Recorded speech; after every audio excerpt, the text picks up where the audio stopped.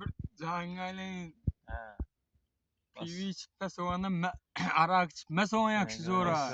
Bir arak yakşıyoruz. Arak diyoruz baku. Indi bir sağlık üçün peydalı. yo. Söylemi dur.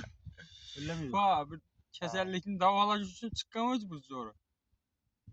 Doğru. Bu arak yakşıyor diyecek men na. Bir Ya hemen Namertni mert etedi kork. yo indi doğrusu na bir Faal için çıkan dedik mi? aytadık. Erten atıyorum bizden karşı kavak ne dedi? 100 gram içmesen bulmaz arak dedi. Ha.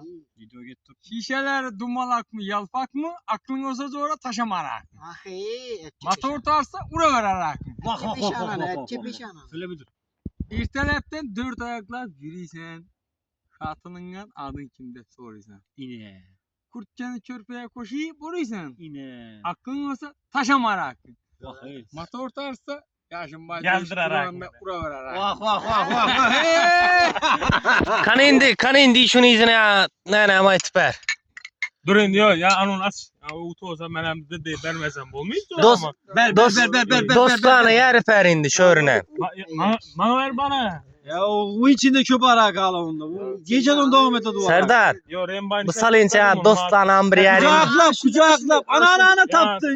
Dost için bir gün yaşadı yerine. Ana taptın. Taza dolgan bana tukan yaptı. Ölme.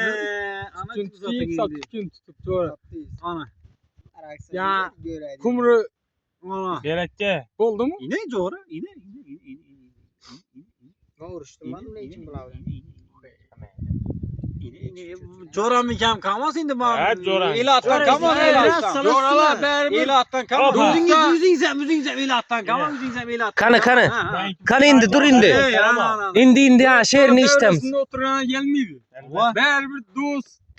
Yakşı adamdan.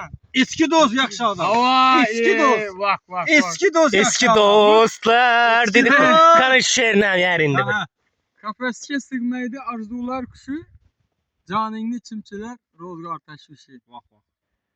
Ey payan tapken mi bu dünya işi bir günde bir saat dost için Hey yaşadı. selamet ol. Birden ki.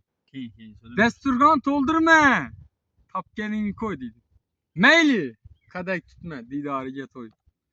Astanangda külüp körsetkende boy. Bir günde bir saat.